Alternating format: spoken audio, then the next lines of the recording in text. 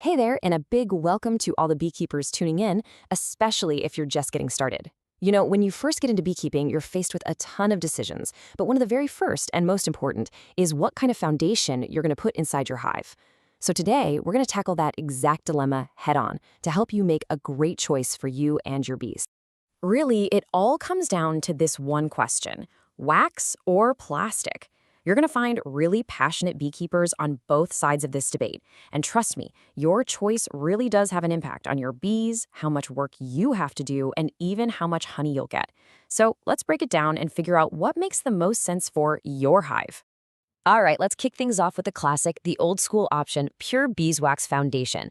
I mean, beekeepers have been using this stuff for generations, and there's a really simple reason why. It's made by the bees for the bees. Now, this is where wax is the undisputed champion. The bees just get it. It's their natural building material, so they take to it right away and start drawing out that beautiful, perfectly straight comb.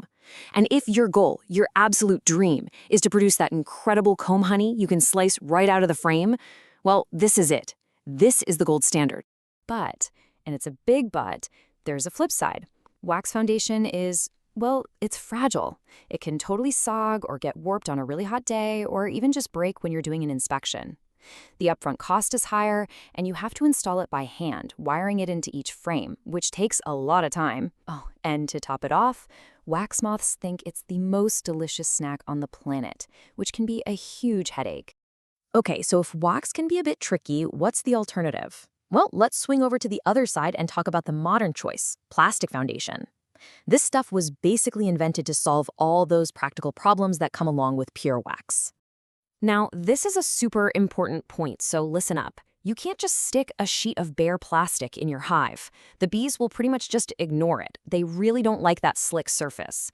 That's exactly why the most common option you'll see is wax-coated plastic. It's this awesome hybrid that gives you a super durable plastic core with a nice thin layer of real beeswax, which makes all the difference for getting the bees interested. And this is why so many beekeepers love this stuff. Durability is the name of the game. It stands up to pests like wax moths, and it's even tough enough to survive a curious bear.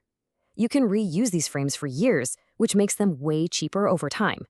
Plus, and this is huge, they can handle the force of a honey extractor without just blowing apart. And here's a pro tip. A lot of it comes in black, which makes spotting those tiny white bee eggs during an inspection an absolute breeze. It's a game changer. So what's the catch? Well, like we said, plain uncoated plastic is a total non-starter. And while the wax-coated kind solves that problem, the really good ones can have a higher price tag to start with. And lastly, while it's way easier than wiring wax frames, you still got to put your frames together. Okay, we've seen the good and the bad for both. So now we get to the most important part. How in the world do you choose? Well, it really just comes down to what you, as a beekeeper, are trying to accomplish. This little table here puts it all in perspective. It's the ultimate face-off. If durability is your number one priority, plastic wins, hands down. If getting the bees to accept it as quickly as possible is what you care about, pure wax has a slight edge. Cost-wise, wax is a bigger hit to your wallet at the beginning. And the bottom line?